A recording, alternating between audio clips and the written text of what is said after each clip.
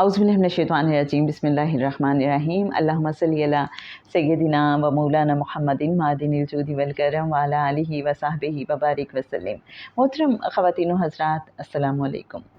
जनाब, हर इंसान की ज़िंदगी में मुश्किल वक्त तो आता ही रहता है, लेकिन अगर ऐसे में आपको हमदर्द लोगों का साथ मिल जाए, मुखलिस लोगों का साथ मिल जाए, तो वो वक्त आसान हो जाता है।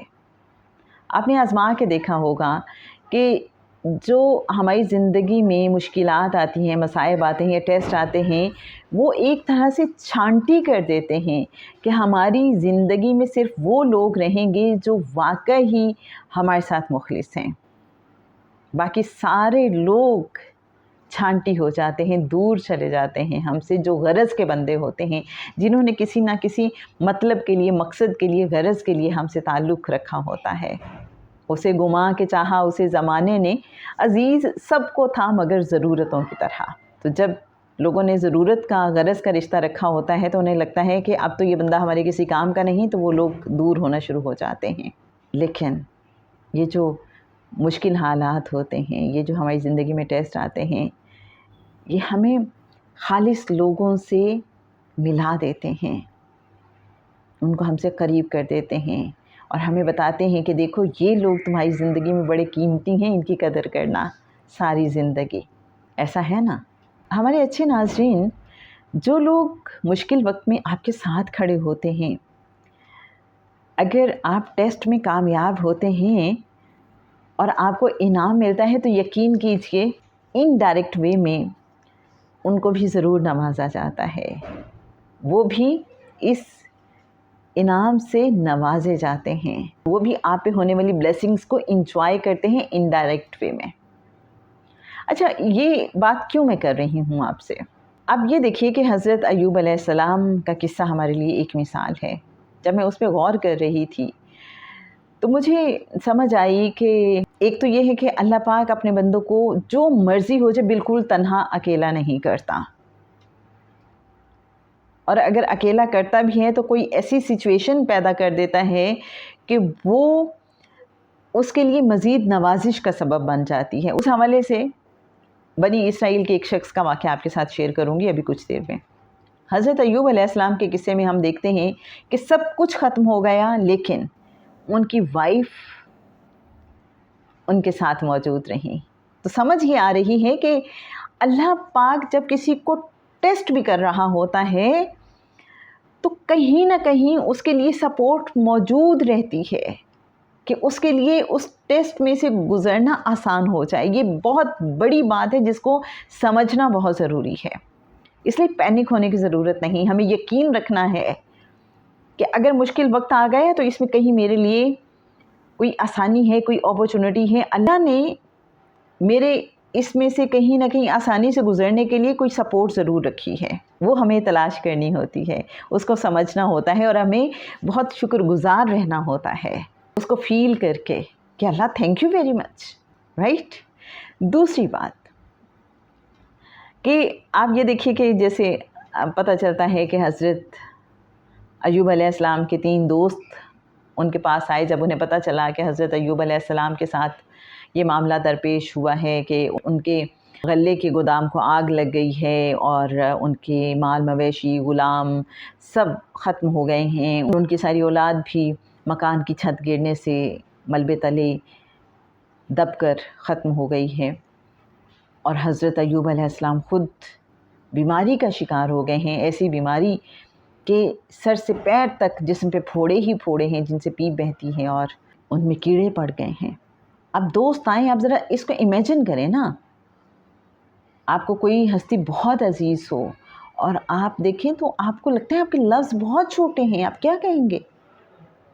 और ख़ास तौर पे ऐसे शख्स से क्या कहेंगे कि जो इस पे भी शुक्रगुज़ार है, तो लफ्ज़ तो गुंग हो जाते हैं, गुंग, चुप लग जाती बंदे को। बंदा कहता है इस बंदे का तो हौसला मेरे लफ्ज़ों से कहीं ज़्यादा बुलंद है, इसको तो मेरे लफ्ज़ों की ज़रूरत ही नहीं है। अपने साथ का एहसास, अपने प्रेजेंस का एहसास, ये भी तो अल्लाह की तरफ से सपोर्ट होती है।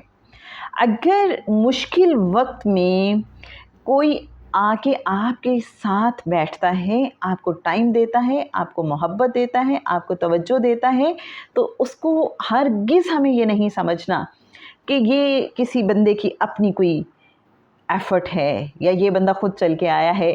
ہمیشہ یقین رکھیے کہ وہ رب جو چاہتا ہے کہ ہم اس آزمائش میں سے گزریں، جو ہمیں اس آزمائش میں سے گزار رہا ہے ہمیں بہت کچھ نوازنے کے لیے، تو یہ بھی اس کی طرف سے سپورٹ ہوتی ہے.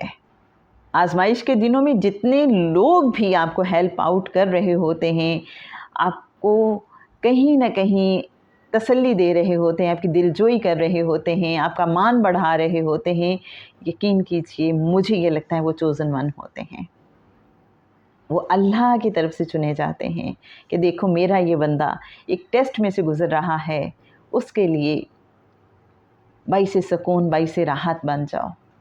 ورنہ کسی بندے کی اپنی کیا مجال اور کیا ہمت اور طاقت کہ وہ کسی کے مشکل وقت میں کام آئے، اس کے لیے سہارا اور آسرا بنے. اور جہاں تک حضرت ایوب علیہ السلام کے ان دوستوں کی بات ہے جو 7 دن تک ان کے پاس بیٹھے رہے، اسپریچولی تو اس کا مطلب اہل عرفان کچھ اور طرح سے بھی بیان کرتے ہیں کہ یہ شعور سے لا شعور تک کا ایک سفر ہے. حواس خمسہ کے ذریعے اپنے اندر تک کے ساتھ جو کنیکٹڈ ہونے کا سفر ہے، اس کے طے ہونے کی بات ہے. اور فائنلی پھر عرش عظیم پہ استوا کی جو بات کی جاتی ہے، مطلب انسان اس لیول پہ چلا جاتا ہے. اور اس کو آسان انداز میں سمجھنا ہو تو آپ یہ دیکھیے کہ جب بھی کوئی مشکل ہم پہ پڑتی ہے تو ہم ظاہری حواس کے ساتھ چیزوں کو ایویلیویٹ کرتے ہیں، پھر ایک ٹائم آتا ہے ہمارا اندر کا سفر، اندر کا جرنی شروع ہو جاتا ہے، ہم پروسیس کرتے ہیں اور پھر کہیں اللہ کے ساتھ ایسے کنیکٹڈ ہو جاتے ہیں کہ ہمیں اس میں سکون اور راحت محسوس ہونے لگتی ہے. ہم اللہ کے ساتھ ایک اور ہی تعلق میں بندھ جاتے ہیں جو اس آزمائش، اس ٹیسٹ کے شروع ہونے سے پہلے تعلق کا وہ لیول نہیں ہوتا. آپ نے کبھی آزمایا اس کو تو ہو سکتا ہے کہ ان 3 دوستوں اور 7 دن اور راتوں سے یہ مراد بھی ہو. تو بہرحال جناب، ہم بات کر رہے تھے کہ ٹیسٹ ٹائم میں اللہ اپنے بندوں کو اکیلا نہیں چھوڑتا، کوئی نہ کوئی سپورٹ ان کے لیے موجود ہوتی ہے. بنی اسرائیل کے جس شخص کی بات اچانک مجھے یاد آئی، یہ وہ شخص تھا کہ جو گناہ کرتا تھا، پھر توبہ کرتا تھا اور بار بار توبہ توڑ دیتا تھا، یہاں تک کہ اسے وارننگ مل گئی کہ اب اگر تم نے توبہ توڑی تو تمہیں بستی بدر کر دیا جائے گا. دوبارہ وہی ہوا، اس نے توبہ توڑ دی، اسے بستی بدر کر دیا گیا. وہ جنگل میں اب اکیلا رہتا تھا، یہاں تک کہ بیمار ہو گیا، اس کا آخری وقت آ گیا. اس نے اللہ کو بڑے ہی انوکھے انداز میں پکارا، کہنے لگا کہ یہ میرا آخری وقت ہے. اور ایسے وقت میں مرنے والے کے آس پاس اس کی فیملی ہوتی ہے، اس کے عزیز ہوتے ہیں، جن کو دیکھ کے اسے حوصلہ ملتا ہے، میرے اللہ میں تو بہت ہی گناہ گار ہوں، ہر بار توبہ توڑتا رہا اور میں بے شک اسی سلوک کا حقدار ہوں جو میرے ساتھ ہوا، میں ڈیزرو کرتا ہوں، لیکن میرے رب میں بالکل اکیلا ہوں اور مجھے ضرورت ہے اس وقت. میں نے تیرے نیک بندوں سے سنا ہے جن کا کوئی نہیں ہوتا، ان کا تو ہوتا ہے. تو میرے پاس تو کوئی بھی نہیں ہے میرا اپنا، لیکن تو سب سے بڑھ کے اپنا ہے، تو میرے پاس آ جا. آپ سوچیں کہ کوئی اللہ کو پکارے تو کیسے ہو سکتا ہے کہ اللہ اس کی پکار پہ لبیک نہ کہے. اللہ کو تو اس کا اس انداز میں پکارنا ہی بڑا پسند آیا، اور میرا دل یہ کہتا ہے کہ بھائی اس کو پکار کا یہ انداز بھی تو رب ہی نے عطا کیا تھا، سکھایا تھا. اللہ نے ہی تو دل میں ڈالا ایسے مجھے پکارو. اللہ نوازنا چاہتا ہے، اللہ اپنے بندوں کو محروم نہیں رکھنا چاہتا. اللہ ہم پہ بڑا مہربان ہے. اور پھر وہ بندہ بڑا سکون محسوس کرتا ہے جب اللہ بندے کے پاس آ جائے. وہ ہے تو پاس ہی، بس ہم فیل نہیں کر پاتے، وہ ہمارے اندر ہی ہے، ہم اس کی قربت کو محسوس نہیں کر پاتے. تو بس وہ جب کنیکشن ہو جاتا ہے، جیسے اس بندے کا کنیکشن ہو گیا، اصل میں ڈسٹورشن آتی ہے ہمارے اس کنیکشن میں. ہم وہ سگنلز ریسیو نہیں کر پاتے اپنی علائشوں کی وجہ سے، اپنے گناہوں کی وجہ سے، اپنی دنیا داری کی وجہ سے۔ تو وہ جب کنیکشن ہو جاتا ہے نا تو بڑی عجیب سی سرشاری محسوس ہوتی ہے۔ جیسے ایک میری فرینڈ کا مجھے آج صبح سویرے میسیج آیا تہجد کے ٹائم، کہتی ہے ایک عجیب سی سرشاری ہے میرے اندر، بظاہر کچھ بھی نہیں ہوا۔ تو یہ جو سرشاری اندر ہوتی ہے یہ کنیکشن کی ہوتی ہے، اپنے اصل سے قریب ہونے کی۔ تو وہ جو اپنے آپ کو بہت ہی اکیلا محسوس کر رہا تھا شخص، وہ یوں پھر نوازا جاتا ہے کہ اللہ کریم حضرت موسیٰ علیہ السلام سے کہتا ہے کہ جنگل میں ہمارے ایک ولی کی ڈیتھ ہو گئی ہے، اس کے کفن دفن کا انتظام کیجیے۔ موسیٰ علیہ السلام جا کے دیکھتے ہیں تو پتہ چلتا ہے یہ تو وہی شخص ہے جس کو اللہ کہتا ہے میرا ولی، اور بستی والوں نے بستی بدر کر دیا تھا یہ کہہ کے کہ تم تو توبہ ہی توڑ دیتے ہو، تم تو بڑے گناہ گار فاسق ہو۔ حضرت موسیٰ علیہ السلام کلیم اللہ سے کہتے ہیں اللہ یہ کیا معاملہ ہے؟ تو اللہ کہتا ہے اس نے مجھے اس انداز میں پکارا کہ میں نے اسے اپنا دوست بنا لیا۔ تو جناب دل چاہتا ہے کہ ہم اللہ کے اس کرم کو، اس مہربانی کو، اس پیار کو محسوس تو کیا کریں، اور اللہ جو نوازنے کے طریقے ڈھونڈتا ہے، بہانے ڈھونڈتا ہے،